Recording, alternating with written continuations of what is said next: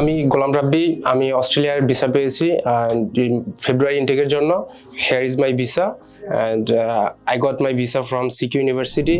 আলহামদুলিল্লাহ, সব থেকে ইন্টারেস্টিং বিষয় হচ্ছে আমি ফিঙ্গারপ্রিন্ট দেওয়ার 24 ঘন্টার পরে আমার ভিসাটা পেয়ে গেছি।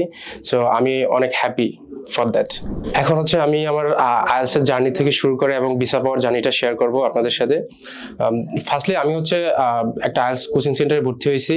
দেন তখন যখন প্রিপারেশন নিতেছিলাম তখন থেকে রাশেদ ভাইয়ের একটা ভিডিও আমার সামনে আসে। তখন থেকে আমি রাশেদ ভাইয়ের ভিডিওগুলো দেখি, ওগুলো খুব এফেক্টিভ ছিল ফর মি।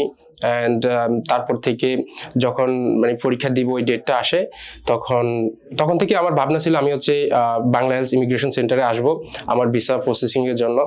তো ফার্স্টলি পরীক্ষা দেই, মোটামুটি ভালো একটা স্কোর চলে আসে।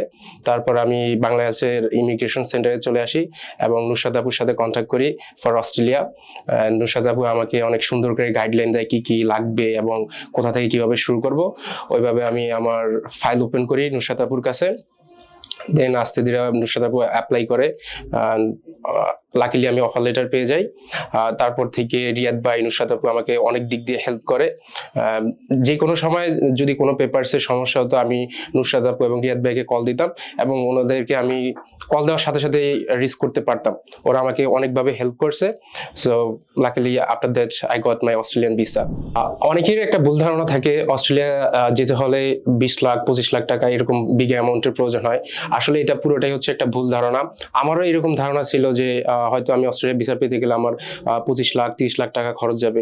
But luckily I got my visa. আমার এখন পর্যন্ত অনলি 14 লাখ টাকা খরচ হয়েছে। সো যখন বাংলাদেশে আসি তখন নুশাদ আপু এবং রিয়াদ ভাইয়া সবাই এইভাবে গাইডলাইন করছে এবং ওনারাই আমাকে বুঝাইছে যে এত টাকা খরচ হবে না, খুবই মিনিমাম অ্যামাউন্টের প্রয়োজন for getting Australian student visa. Rashid ভাইয়া হচ্ছে আমাদের জন্য একটা ইমোশনের জায়গা। আমরা যখন ওনার ভিডিওগুলো দেখি নিজের ভিতরে একটা আকাঙ্ক্ষা কাজ করে যে একদিন ইনশাল্লাহ আমরাও সাকসেস হব।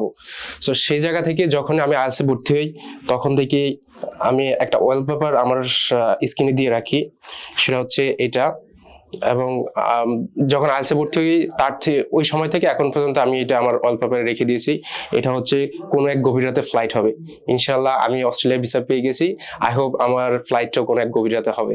আমার এই টোটাল জার্নিটা স্মুথলি শেষ করার জন্য আমি বাংলাদেশ ইমিগ্রেশন সেন্টারকে ধন্যবাদ দিতে চাই। তারা না থাকলে আমার এই কঠিন পথটা এত সহজ হতো না। বিকজ অফ তাদের smooth process, A to Z তারা স্টুডেন্টকে যেভাবে কাউন্সিল করে। আই হোপ যদি কোনো স্টুডেন্ট বাংলাদেশ ইমিগ্রেশন সেন্টারে আসে তাদের এক্সট্রা কোনো পেইন মাথায় নিতে হবে না। সবকিছু হচ্ছে কাউন্সিলররা ওরা একদম A to Z হাতে ধরে বুঝিয়ে দেয়। সো এটা হচ্ছে best deal for all student. বাংলাদেশের যার কথা না বললে নয়, উনি হচ্ছে সাদাব ভাইয়া।